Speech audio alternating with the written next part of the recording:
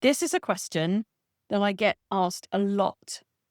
And the photo that I'm about to show you, which I think is probably my favorite photo that I've taken, might surprise you.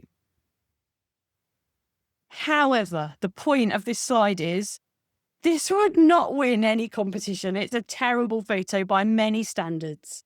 So whilst I'm about to talk to you about these are things you can look out for, this is how to avoid mistakes, in a way, none of it matters, because if you have an emotional connection to what you're photographing, that's absolutely fine. And ultimately, it's about you more than anybody else, especially not me. But I cannot stress enough that creativity is the most important thing. And if you're enjoying what you're doing, then that wins every time. And I think ultimately you just have to ask yourself, is anything distracting me from looking at the main thing? Okay, massive bugbear of mine, crooked horizons. So if there is any kind of horizon or any kind of horizontal line, as long as it's within reason, make sure that it's straight, because we just feel like we're tipping otherwise. I just really want to know what you do with your photos, in the hope that you do something with them, because it just makes me sad to think of everybody's photos sitting on a hard drive unloved while you move on to something else. And their image will be showcased on our brand new website and social media. That's the bit that gardens should be paying for. Really, they should be paying someone whose job it is to take photos rather than trying to get them for free.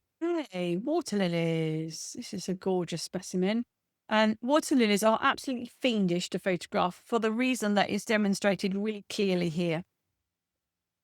You hardly ever get them on their own. They're always surrounded by leaves, and the leaves are always invariably really chatty or full of holes or have got lots of dirt on. This is a bit stunning. I love hepaticas. Look at this bokeh in the front. This reminds me of Angie, who does this kind of thing so brilliantly.